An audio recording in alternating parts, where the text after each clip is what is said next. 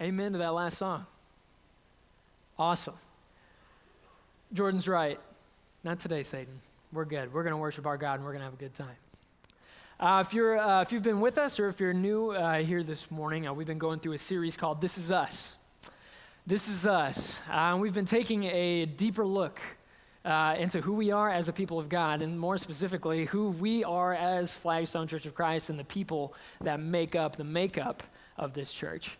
And we've gotten to hear some amazing testimonies from the people within this congregation. Last week for Father's Day, we got to hear from real dads, the beautiful victories, the home runs that they have sometimes hit, and they kind of messed up this time. Failures of part of being a dad. We've heard testimonies of coming back to God after falling away. We've heard testimonies of people being skeptics. I don't really know how I feel about Jesus. I don't really know how I feel about Christians, but this is us. This is who we are. And we've heard these beautiful stories and these testimonies from members of our congregation, and today is no different. We get to hear the beautiful story and testimony of a man named Ryan Loken. Another member of our Flagstone family he's going to address what he's gone through in fighting the social stigmas, stereotypes, and assumptions of this life. It's a beautiful and honest story that will give you a glimpse into his life. In a couple of minutes, this will be about 13, 14 minutes or so that we get to listen to Ryan give his testimony and the things that he has gone through in his life. And then there'll be a couple of minutes afterwards where I'll just kind of wrap up with a couple of thoughts. So I encourage you guys to listen and pay attention, because it's a beautiful story, and it's not exactly what you would expect, but this is us.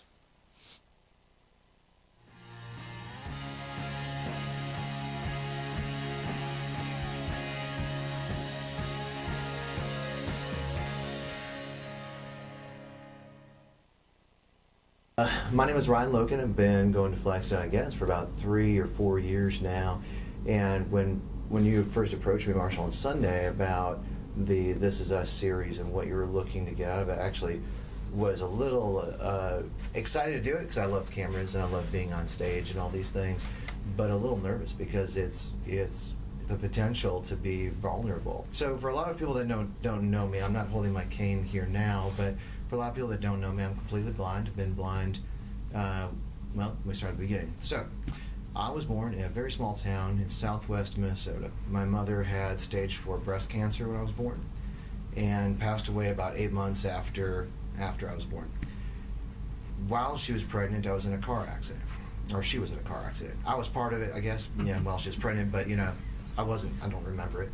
So she was in a car accident. She had cancer, all these other wild and crazy things that led to me having a condition that I can't pronounce that caused me to be lost most of my sight in my left eye. I had vision in my right, but they had told my dad when I was born that I would lose my sight sometime between birth and death, which, if you're a father of a newborn, you feel like every day's a gamble, I guess. But like I said, my mom passed away, and when I was 6, my nerve endings gave out and my retina detached, and there's a whole bunch of other bad things that happened apparently in a very short amount of time. And I so I completely lost my sight. There was some surgery we tried to do to repair it, but it was ultimately unsuccessful. So I'd been home for probably about a day, and the next morning my dad woke me up and said, all right, he said, look, we live on a hog farm. There were chores that you did the day before, and we're just going to figure out how to do tomorrow everything you did yesterday. And I was a little kid, so when you're that age, you really don't know any better. So you really don't realize that when your dad's telling you, it's okay, we'll put grain, you can load grain in the back of the truck and drive it over to the hog trough, you're like, well, it must be safe, he's an adult, this is okay, until you drive into things, and then it's not okay. But we learned little tips and tricks, right? Little tips and tricks around, back in those days, the steering wheel would lock. You could, when it was in park, you could lock the steering wheel. So we learned that if you break the key off in the ignition, and you did some other weird wiring, that I could actually start the truck. I could drive it forward till it hit the grain bin, fill the back, and then I could put it in reverse and drive it straight back until it hit the hog pen, which worked for a couple of weeks anyway. to be able to do some of the chores that I need to do. But I say all that because it taught me that you have to have faith and confidence to accomplish different things and try things in different ways.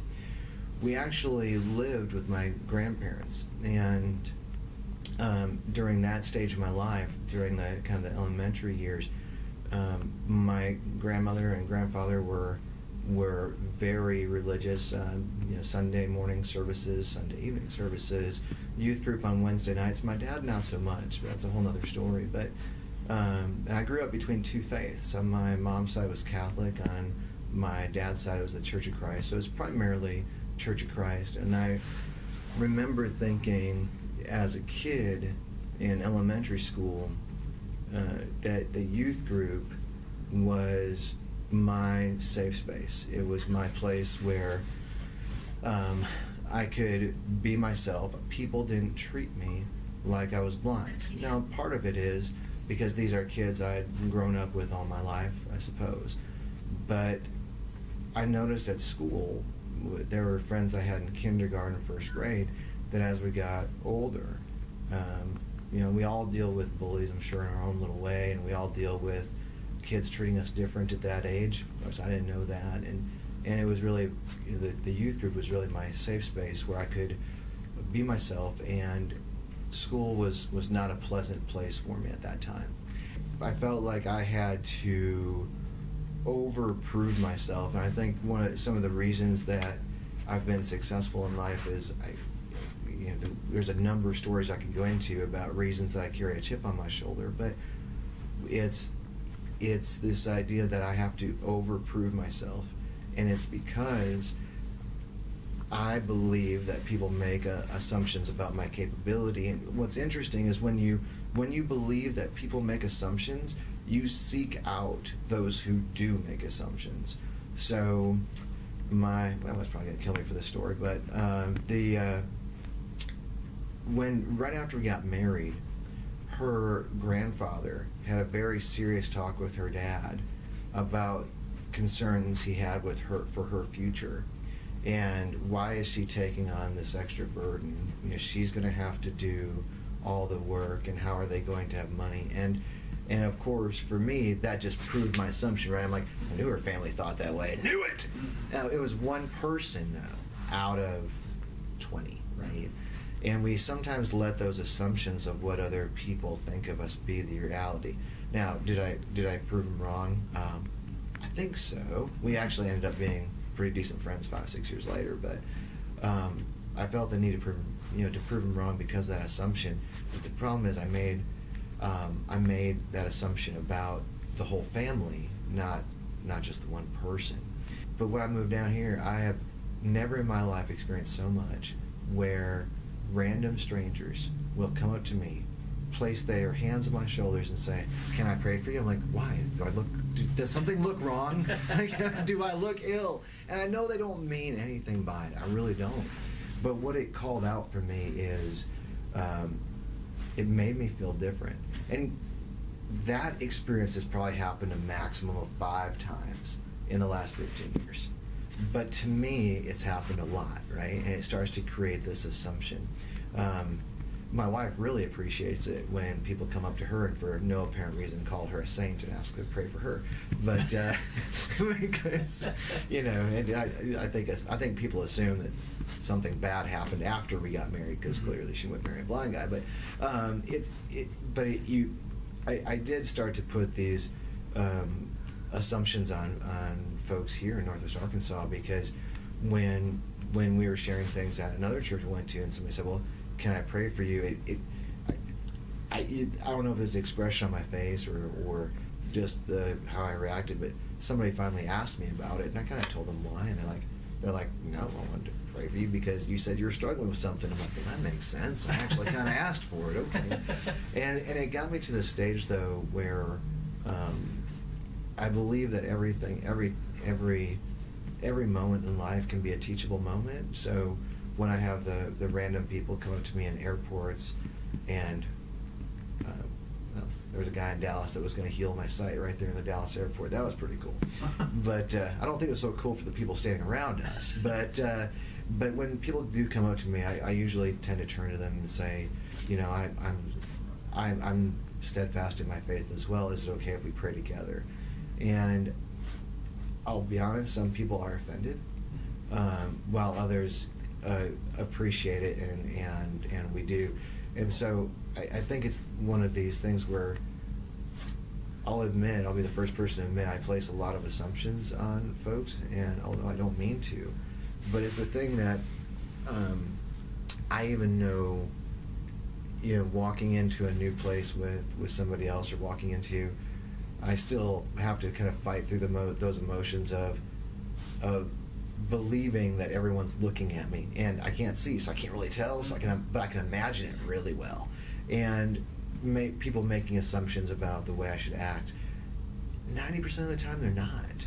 But it's me placing that barrier in front of myself, and that's why I say the road to acceptance is blocked by our assumptions, right?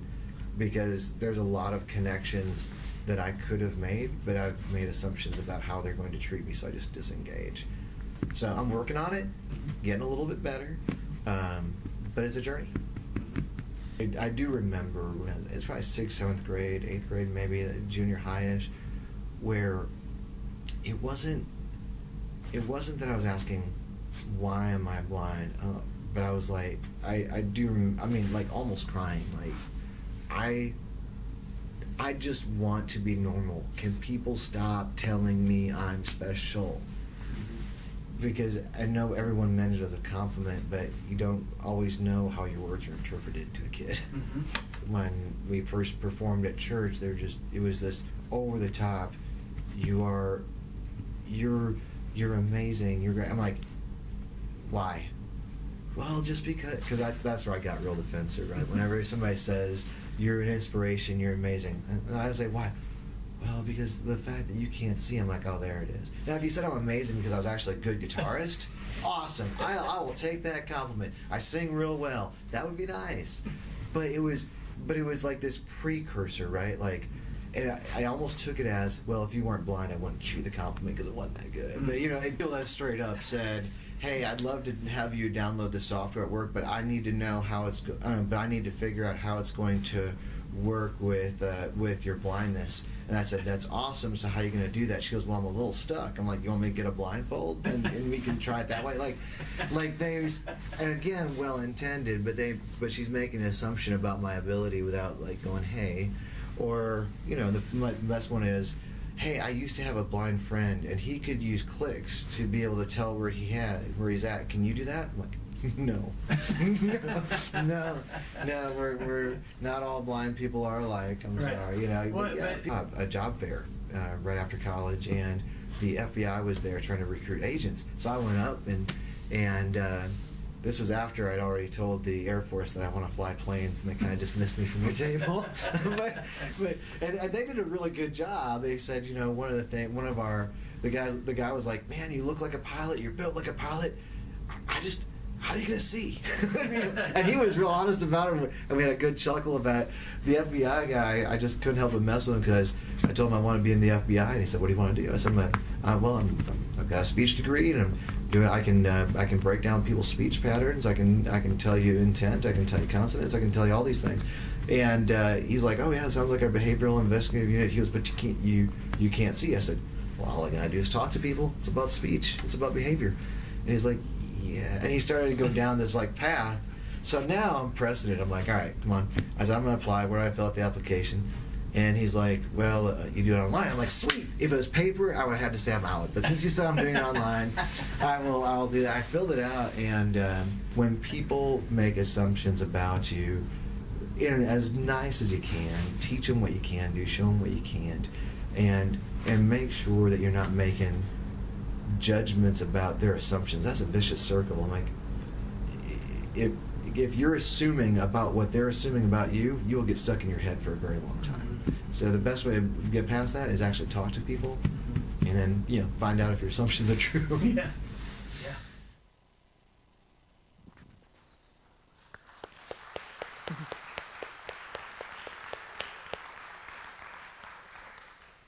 Is it weird to say, I don't know if he would accept it, is it weird to say that he's inspirational? Yeah, I think so. Not because of the blindness, but because of everything that he's done. So I'm really thankful to hear Ryan's story, and I got to hear Ryan's story a couple of times going through and getting prepared for this sermon and stuff today. But I think what he said is true about assumptions. This is us. I mean, I've watched this so many times, and I love the fact that Ryan addressed both sides. He says, whenever we fear that others are judging us, we in turn tend to bring judgment upon others to even out the scales. So I may have problems, but at least I'm not as bad as you. And that's kind of where we are. This is us, right? We do this all the time, and we don't even think about it.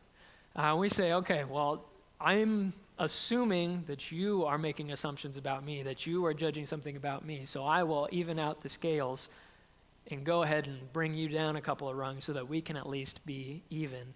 Even if I'm not as good as you, you will not be as good as me.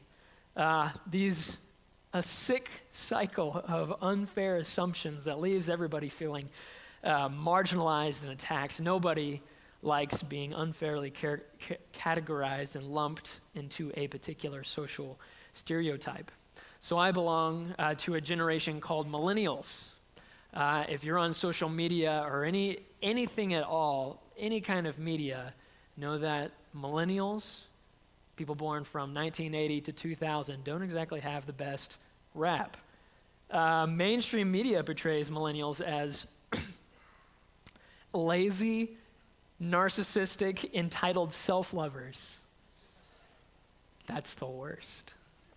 I hate that. And I know what you're thinking. No, Brandon, if you're a millennial, the laziness that must be attached to Brandon, no, I did not wait until the last minute to finish this sermon. It was well polished and perfect by late Friday night, so don't you guys worry about this at all. That's a joke. I wish that there was a more optimistic view of millennials out there, because I would hate for somebody to say something like that about me, that I am lazy or narcissistic or an entitled self-lover. I would hate that. I would hate for somebody to say that without actually getting to know me, because I think that I turned out pretty awesome. There's the narcissism. I have these jokes written down. All right. Nobody else likes being put into a box. Nobody likes being constrained to somebody else's assumption of you.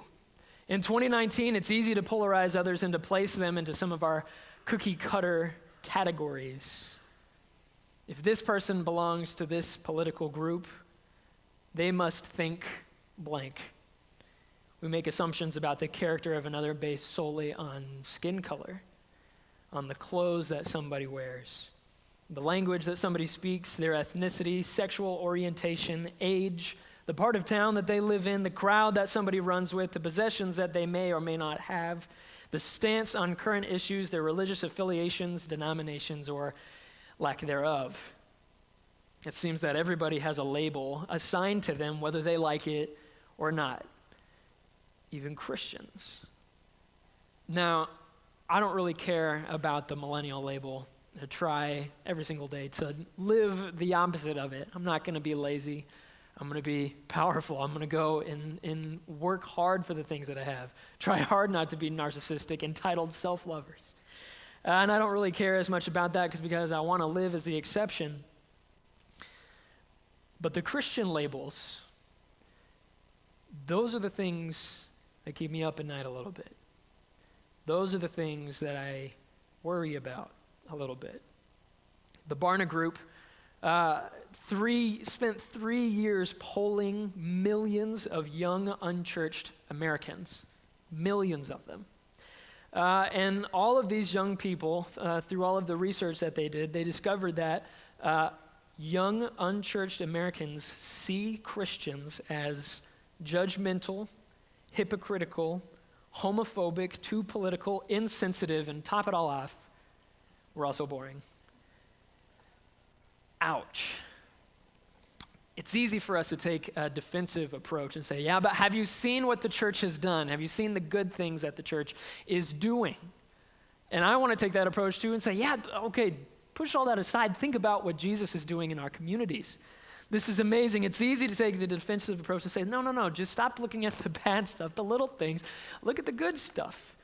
But I think the worst part of all of this for me is not in the pain that comes from these labels and me, myself, and us, Flagstone, being lumped into these groups.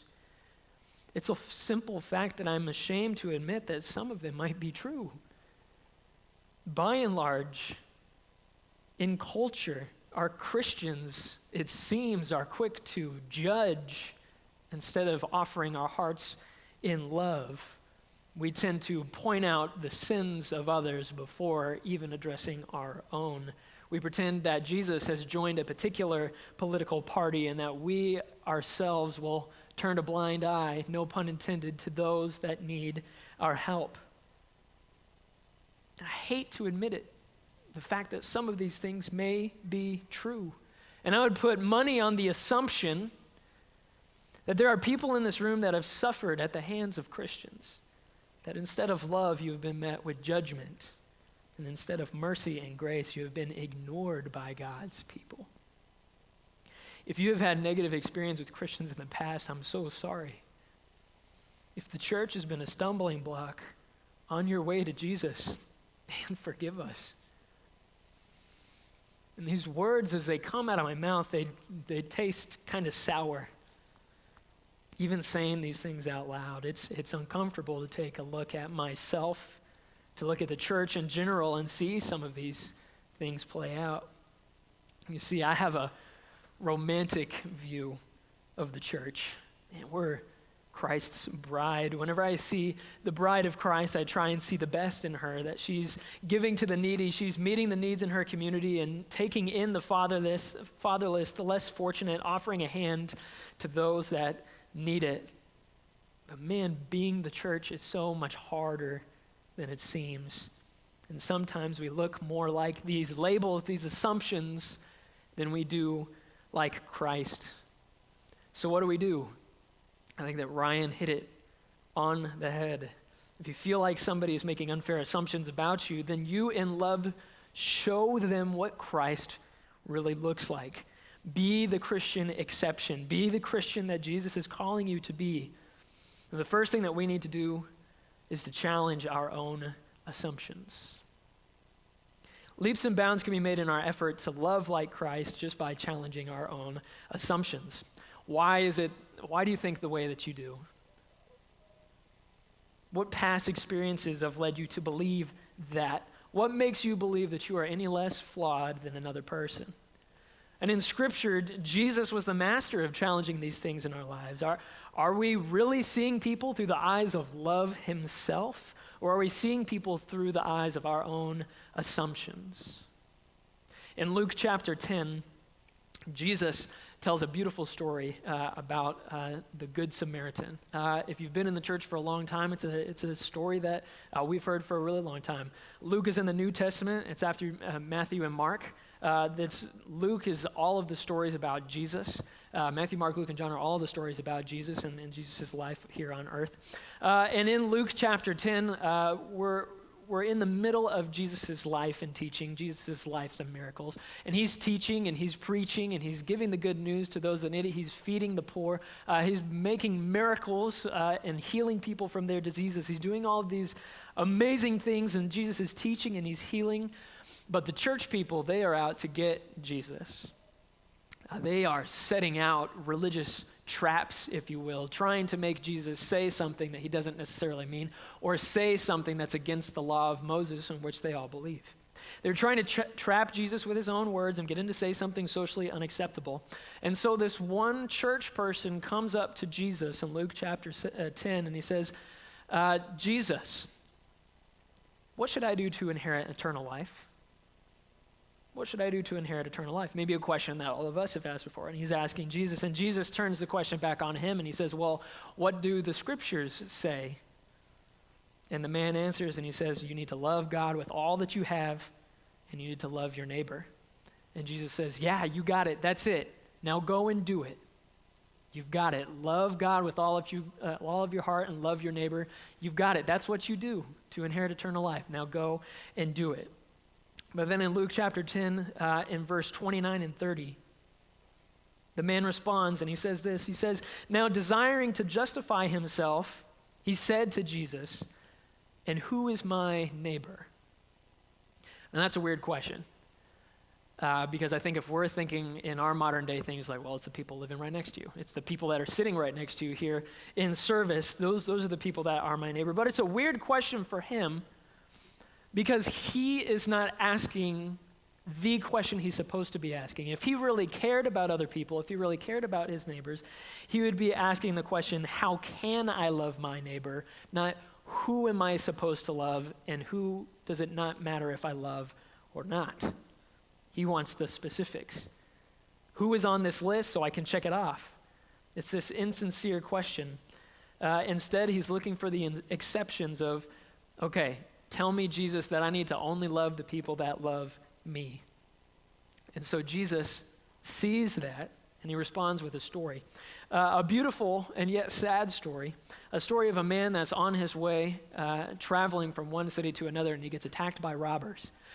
They beat him up really good and leave him on the road to die after stripping him naked and taking everything that he owns. He's there bleeding to death, and luckily there's a priest that's walking by, and that's where the crowd says, yes, awesome. A priest is walking by, and he comes up to this body on this bare road and everything, comes up to this body, and because of the social and cultural norms of the day, he says if he were to touch that body, if he were to get close to that body, he would become ritually unclean. And so, to spare himself from becoming unclean, Scripture says the original Greek looks like steps over the man, not just walks around the man and puts his arms away, steps over the man and continues on his way without batting an eye. And that's when the Christian people would say, that's when the Jewish people would say, oh, well, that's the worst. Maybe there'll be somebody else. And luckily there is another God-fearer, another person of the church. This guy is saved. He's walking along the road, and he thinks the exact same thing. Instead of helping this man who's on the side of the road, he in turn steps over him, trying hard not to touch this body. And that's where the people of Jesus' day would say, okay, well, if the church people aren't going to help this guy, then this guy has no hope. But then Jesus turns the tables. A man shows up, the same path that these other two religious men had showed up, a Samaritan. Now that may not mean anything to us, but the Samaritans at those time, they were the social people outcasts. Don't look at those kinds of people. Don't talk to those kinds of people. Don't associate with those people. Don't do business with those people. And actually, documented in Scripture, instead, if they had to go from point A to point B, and there was Samaritans all right here, they would go all the way around. Don't even associate, be close. Don't even let one breathe on you, the Samaritan. And that's when the people would, hearing this story, would say, okay, well, if both of the priests let this guy go, of course this guy, he's probably just going to add to this man's punishment, whatever that means. But instead, in this story, the Samaritan shows mercy. He takes the man, puts him on his donkey, anoints him with oil, puts bandages, binds up his wounds, and brings him to an inn where he can heal, pays for his room, and pays for the innkeeper to look after him and to take care of him. Goes the extra mile. And the people listening to this story that Jesus is saying would be like, mind blown. What? A Samaritan person doing that? No. Jesus, I'm glad this is a story because this is a little too much for me. And so Jesus finishes up his story and he asks this man and he says, now which of these three men, the two religious person and the Samaritan, which of these three men proved to be the good neighbor? And the man says, the merciful one. And in Luke 10:37, Jesus says to him, now I need you to go and do likewise. Jesus challenges this man's worldview by saying everybody deserves to be treated with love and with respect. And it seems that there are really two main purposes in life that Jesus challenges this man with, and he uses his own words to challenge him. These words originally from Deuteronomy and Leviticus. In Luke 10:27, he says this, "You shall love the Lord your God with all of your heart, with all of your soul, with all of your strength, and with all of your mind, and love your neighbor as yourself."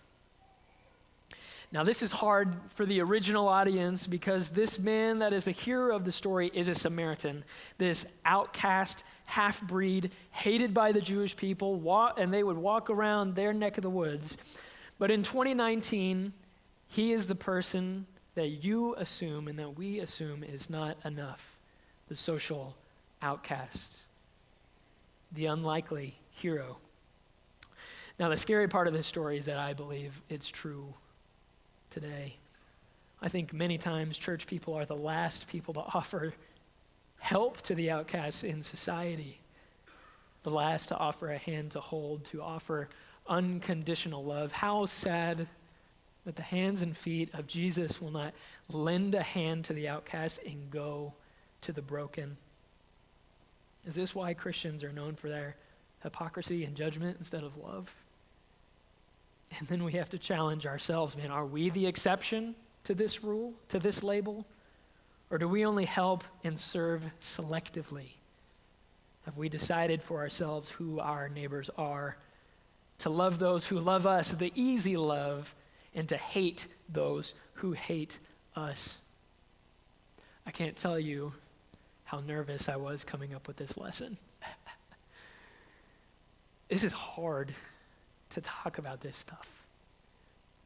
Because like I said, I've got the romantic view. I want the church to be what the church is supposed to be on the front lines of love for other people that are outcasts in society, to come and to say, church is where I belong. Church is where I don't have judgment. Church is where I can be safe. Just like Ryan said, the youth group was where he felt safe. I want that so desperately. And it pains me, it makes me sad, and it angers me to think that we're not there. By and large, we are not there.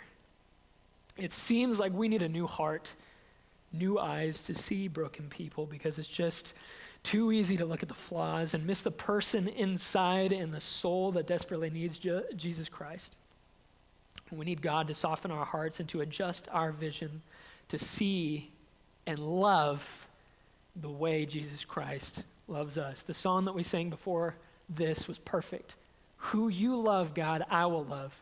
Who you serve, I will serve. Where you move, I will move.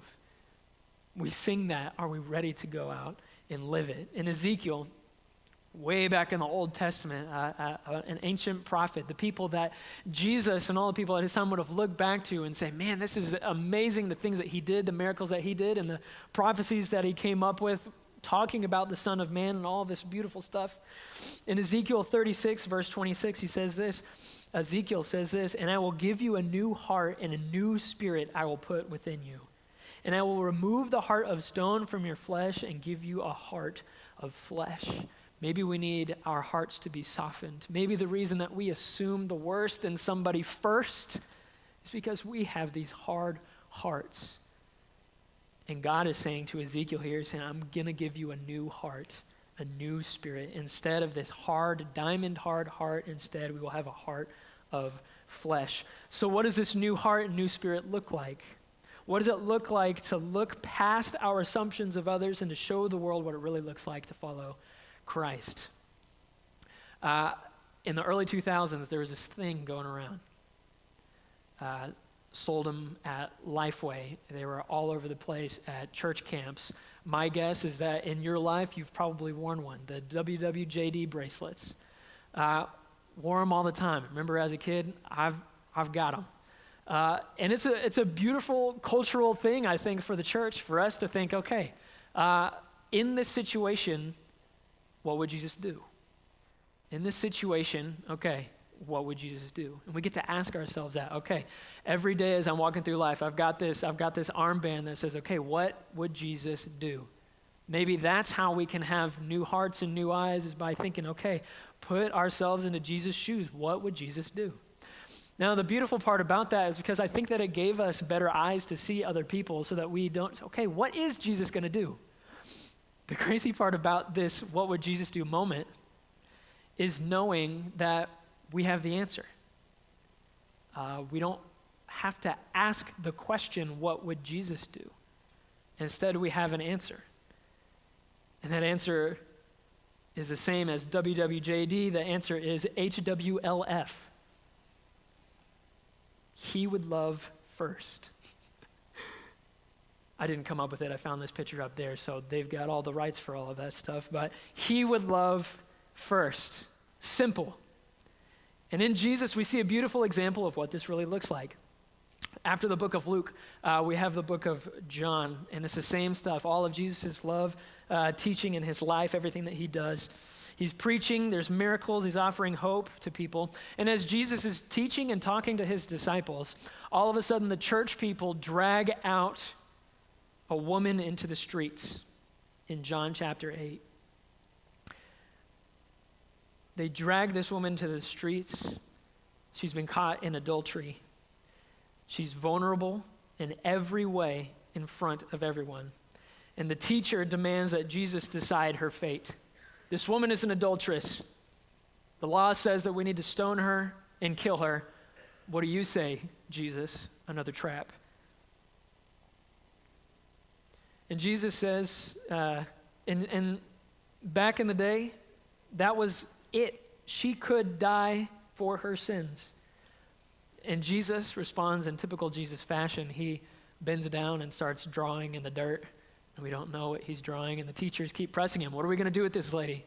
Calm, cool, and collected, he draws in the dirt. And then he stands up and he says, yeah, you can throw a stone if you have no sin yourself. If you feel free, throw a stone if you yourself are sinless. And then he goes back down and starts drawing in the dirt again. I wish I could have been around Jesus to see like that kind of teaching, that kind of preach. Oh man, so cool. And one by one, from oldest to youngest, the people that were demanding this woman's life slowly walk away until there is nobody but Jesus and this adulterous woman. And in John 8, verse 10 and 11, it says, Jesus stood up after drawing in the ground, and he said to her, woman, where are they? Has nobody condemned you? And she said, nobody. No one, Lord. And Jesus said, then neither do I condemn you. Now go on and sin no more. Jesus was the only person left. When everybody else had abandoned her, she's the only person left. He's the only one offering hope, the only one offering love to somebody who desperately needs it. Before judging her, like everybody else, Jesus loved first. He chose to love and stand up for her whenever everybody else was ready to kill her.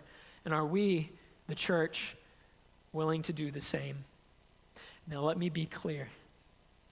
True love for another person does not exempt a moral responsibility to show them the way to love itself, Jesus Christ. I think that the way that church is going in 2019 and all of that, we say, okay, love means we're going to accept you as you are, your flaws and all, and we won't ask you to change. We'll just take you as you are. We'll all sit here, we're all sinful people with no exception or no expectation to change. But truly loving someone means pointing others to Jesus Christ, which in turn challenges them to lay down their sins at his feet. There is no love without sacrificing our own lives. So here Jesus says, I refuse to resort to believing that you yourself are made entirely up of this one sin, but go leave this sin. Leave it here. Let this be the last straw. Jesus loves her enough to want the best possible life for her. A life that is free from sin and deep in a relationship with God himself. But where modern day Christians falter is where Christian people have been faltering for thousands of years, believing that somehow somebody else's sin is more egregious than our own. Writer and theologian John Allen Turner once penned, "It is hard to convince people that a God that they can't see loves them when a church they can see doesn't seem to like them." In 2019, who are we in this story? Are we the ones demanding judgment, or are we the ones offering a way to hope, a way to love, a way to peace and forgiveness? So what does it mean for us to love first, to love our neighbors as ourselves? These are the last comments, and I'll be done. Thank you guys for listening. In 1 Corinthians chapter 13, Paul describes what he believes love really is. And he says this, starting in verse 4. He says, "Love is patient. Love is kind. It doesn't envy or boast. It is not arrogant or rude. It does not insist on its own way. It is not irritable or resentful. It does not rejoice at wrongdoing, but instead rejoices in the truth. Love bears all things, believes all things, hopes all things, and endures all things. Love assumes good before judgment." We are called to be that way to all people, not just those who love us, not just to other Christians, not just to our family, but to all other people. I need to wrap up.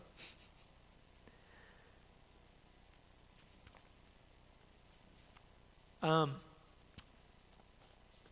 get the opportunity to see all kinds of people at my job,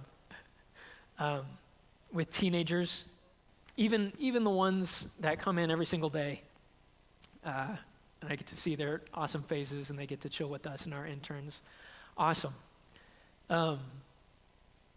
Probably in the 4 years that I've now been here, I've probably had hundreds of teens walk through those doors. I would not give anything. I would hate to be a teen today. I hate to be a teenager today because of what teenagers have to go through, the decisions that society is forcing them to make about who they are and what they are. I can't tell you how many sad conversations that I've had with teenagers asking questions as an 11-year-old, as a 12-year-old, asking questions that make me so sad that we've got to talk about this.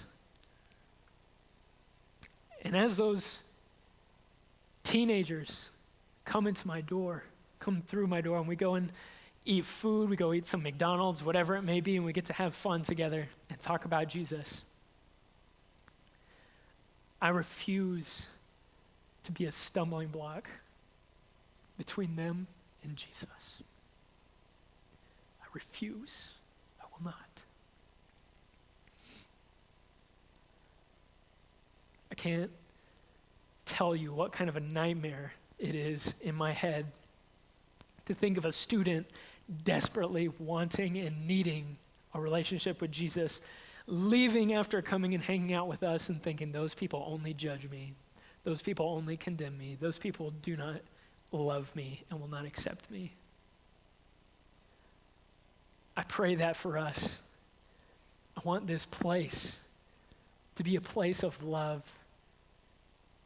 to be a place of love first, not a place exempt of morals where we just accept everything and everybody's okay and willing to do whatever, but a place where we truly love others and love them enough to challenge the sin in their lives and challenge them to give that up.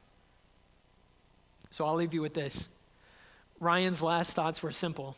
If you feel like people are making assumptions about you, or you feel like you in turn make assumptions about other people, the best thing to do is be the exception.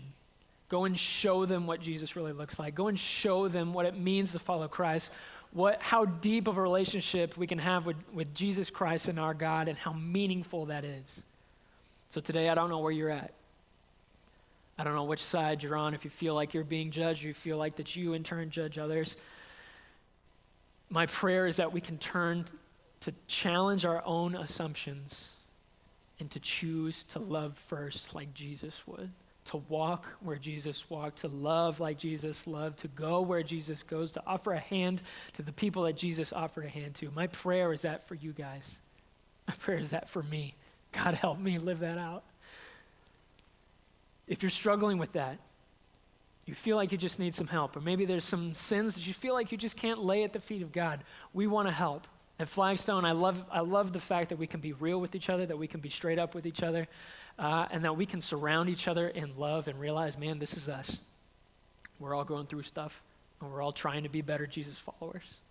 So if that's you today, I pray that you don't leave today feeling like the church has hurt you and the church is not where you need to be, or leave feeling like you are judged or that you can't stop the judgment of others.